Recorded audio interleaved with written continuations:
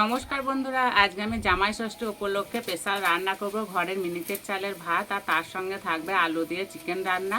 তা কালকে তো জামাই ষষ্ঠী হয়ে গেছে, তাই জামাই ষষ্ঠীর দিন না আমাদের বাড়িতে কোনো আমিষ রান্না হয় না, নিরামিষ রান্না হয়। তা জামাই ষষ্ঠী পরের দিনকেই মাছ মাংস রান্না করে খাওয়া হয়, সেই জন্য ভাবলাম আজকে রান্না করাও হবে, আপনাদের সঙ্গে শেয়ার করাও হবে।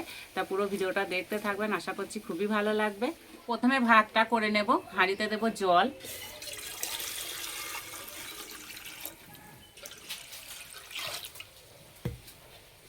জলের মধ্যে দেবো অল্প একটু সাদা তেল, এতে ভাতটা বেশ ঝরঝরে হবে। দেবো লেবুর রস,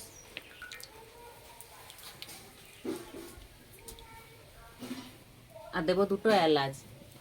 এই ঘরের চালে ভাতে না একটা অন্যরকম সেন্ট আসে, এই সেন্টটা অনেকে আবার পছন্দ করে না, সেই জন্য দুটো এলাচ দিলাম। এলাচ দিলে না সেন্টটা খুব সুন্দর আসবে, খেতেও ভালো লাগবে। এবার ঢাকা দিয়ে জল ভালো করে গরম করে নেব। আর এই যে ঘরের মিনিকেট চালটা পরিষ্কার করে ধুয়ে নেব।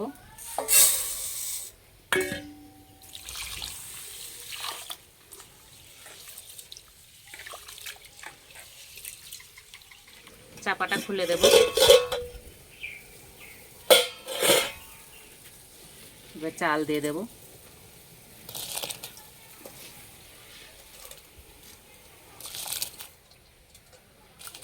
এইভাবে ঘরের চাল রান্না করলে না বাজারে কেনা চালের ভাতকেও হার মানাবে।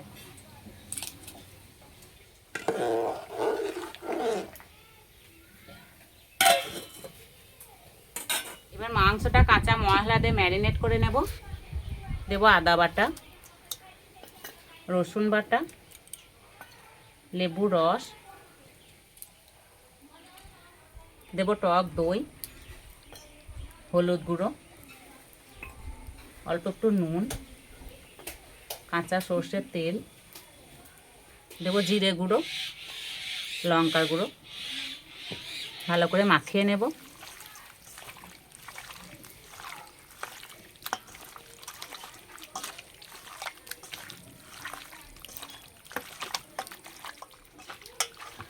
আজকে আমাদের এইদিকে মাংস দোকানে যা ভিড় না, লাইন দিয়ে মাংস আনতে হয়েছে, তাও অনেক আবার মাংস পাইনি।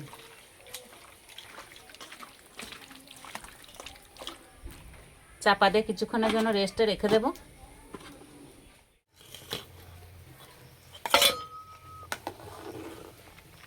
ভাত প্রায় হয়ে গেছে, আর একটু হলেই হয়ে যাবে।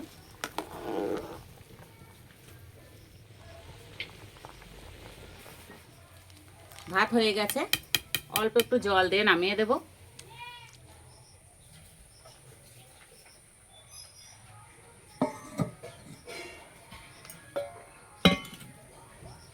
কড়াইয়ে সর্ষের তেল দিয়ে আলুগুলো ভেজে নেব।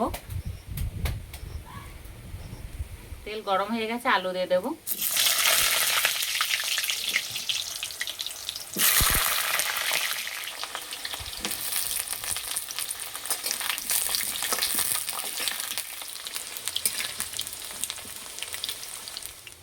ভাতের ফ্যানটা সঙ্গে সঙ্গে ঝরিয়ে নিতে হবে।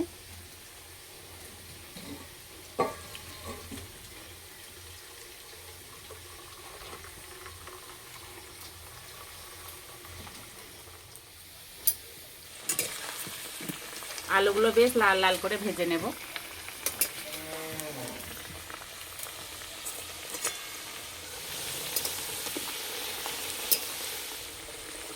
আলুগুলো ভাজা হয়ে গেছে, তুলে নেব।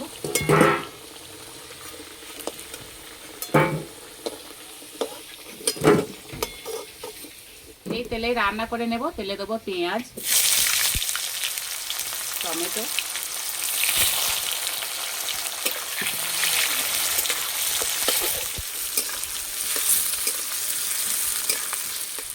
অল্প একটু নুন দেব, তাহলে পেঁয়াজ খুব তাড়াতাড়ি ভাজা হয়ে যাবে।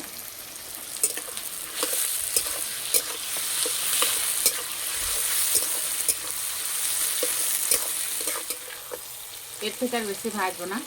এবার দেবো হলুদ গুঁড়ো, লঙ্কার গুঁড়ো, অল্প একটু চিনি,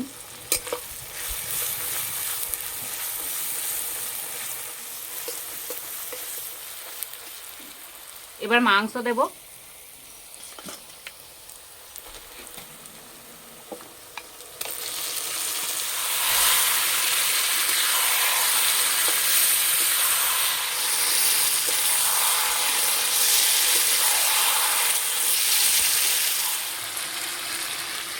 কিছুক্ষণের জন্য একটু চাপা দেবো। চাপাটা খুলে দেবো।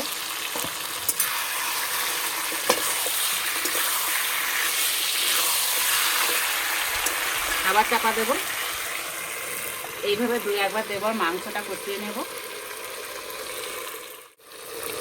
এইভাবে একটু চাপা দিয়ে মাংস কষালে না খুব তাড়াতাড়ি কষা হয়ে যায়।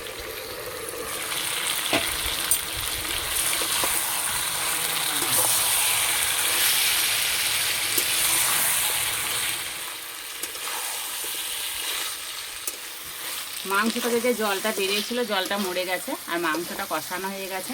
এবার ভেজে রাখা আলু দেবো।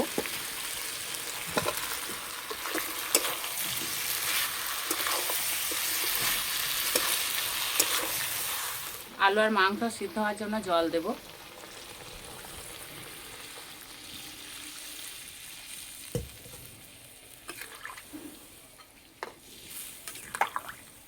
মাংসের মশলা মাখানোর সময় নুন দিয়েছিলাম, এবার ঝোলে একটু নুন দেব।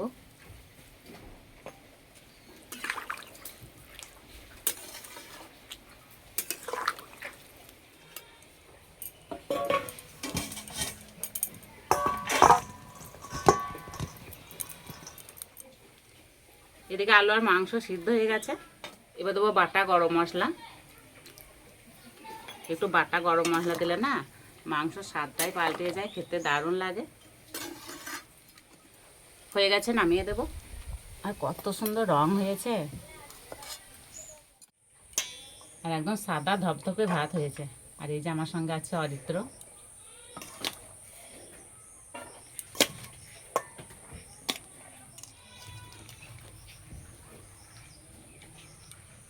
অরিত্র কি মাংস নেবে?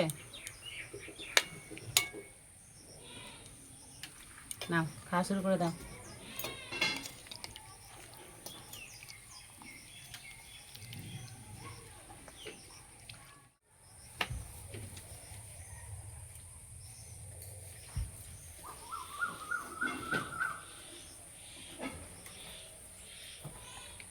আর তরকারিটা একদম গরম হয়ে আছে।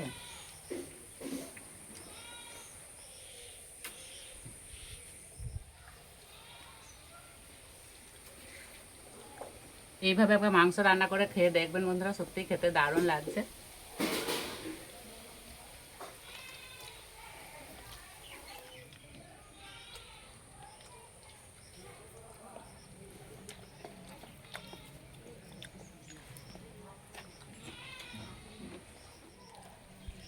মাংস রান্নাটা হেভি টেস্ট হয়েছে।